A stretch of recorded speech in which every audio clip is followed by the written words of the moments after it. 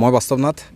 আপোনালোকে সকলোৱে এটা কথা গম পাইছে যে আমাৰ সকলোৰে মৰমৰ জুবিনদাৰ এখন ছবি লখিমপুৰত বনোৱা হৈছে। আপোনালোকে সকলোৱে দেখিছে। ঠিক সেইদৰে আপোনালোকক দেখাই ভাল পাম। আপোনালোকে মোৰ বেক চাইডে দেখিছে, মোৰ শিৱসাগৰত এটা ফাৰ্ম হাউচ কৰি আছিলোঁ। চ' ফাৰ্ম হাউচটো মই ধৰক চবৰে বেলেগ বেলেগ বেছ থাকে। মই ফাৰ্ম হাউচটো জুবিন গাৰ্গ বেছ এটা ফাৰ্ম হাউচ বনাইছোঁ। চ' ইয়াত জুবিনদাৰ পুৰণা বস্তুবিলাক যি আছিলে, দেন জুবিনদাৰ আপোনালোকে ফটোখন দেখিছেই।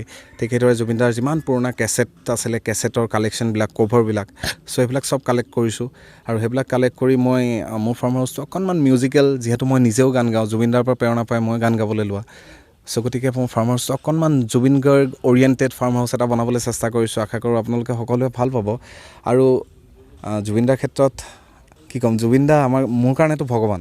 কাৰণ কিয়নো জুবিনদাৰ পৰা প্ৰেৰণা পাই গান গালোঁ।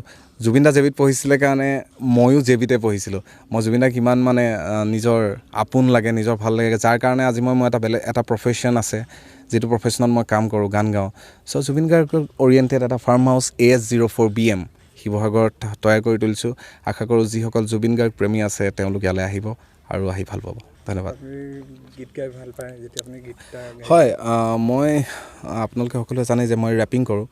চ' জুবিনদাৰ লগতো মই বহুকেইটা গীতত কণ্ঠদান কৰিছোঁ। মোৰ সৌভাগ্য হৈছে এখন বহুকেইখন থিয়েটাৰৰ গীতত জুবিনদাৰ লগত গাইছিলোঁ। শেখৰ মিউজিকত বহুকেইটা গীত গাইছিলোঁ। কিন্তু যিহেতু ৰেপিং কৰোঁ, আজি আপোনালোকক অকণমান এটা কথা, ইয়াত মই বনাই থাকোঁতে কোনোবাই ধৰক কোৱা মানুহ থাকে যে সেইটোনো কেলৈ কৰিব লাগে, কি কৰিব লাগে। চ' তেনেকুৱা মানুহৰ কাৰণে মই আপোনালোকক অকণমান মোৰ ষ্টাইলত, আপোনালোকক যেনেকৈ মই ৰেপিঙত কওঁ তেনেকৈ কৈ অকণমান কিবা এটা শুনাই দিওঁ। কোনোবাই কিবা ক'লে মোৰ একোকে নাযায়, কোনোবাই ৰাখিছেনি মোক খুৱাই পিন্ধাই, কোনোবাই কিবা ক'লে মোৰ একোকে নাযায়, কোনোবাই ৰাখিছেনি মোক খুৱাই পিন্ধাই। দিনৰ দিনটো গীত গাই মই দুবেলা দুমুঠি সুখেৰে খাই মই ঘৰখনি আছোঁ চলাই, তই এই কথা বুজিছনে নাই? That's why মোৰ লগ সকলোৱে মোক দেখি জ্বলে কিয়, মোৰ কথা মনে মনে তাহাঁতি নোপাতে কিয়, জাপি পিন্ধি ফুৰোঁ মই মোৰে কথা, তোমালোকে মিছাতে কিয় মাথা মাৰা। কোনোবাই নিজকে কৃষ্ণ বুলিলেও সিটো হ'ব নোৱাৰে, টিকনি ৰাখিলে সি হিৰো বুলি ভাবে, তথাপিও মোৰ দৰে হ'ব নোৱাৰে। মোৰ দৰে হ'বলৈ কিনো লাগে, সমাজত কোনেও ঢুকি নাপালে। খাই পাত ফলা জাত মুখত তুমি মিঠা মাত নাভাবি নুশুনি তই অলগত দৰজাত। Put your hands up, it's a stick up, no more makeup, rock it, shake it, pop it down, rock it, shake it, pop it down. হেৰ অসমীয়াটোৰ ভাষা যে অমীয়াটোৰ, অতি কোমলীয়া মন আবেগ বলীয়াটোৰ, সেই বুলি জানো তই বৰ পীড়া পাৰিবি, নিজৰ ঘৰতে জানো ভগনীয়ে খাটিবি। সতৰু আহিবৰ ঘৰ পালেহি তহঁতে এতিয়া শুই থকা ভাও নুজুৰিবি, হৈ দেখ জাতি মাতি ভেটি ৰাখোঁ শ্বহীদৰ তেজ, অথলে যাবলৈ নিদো মই।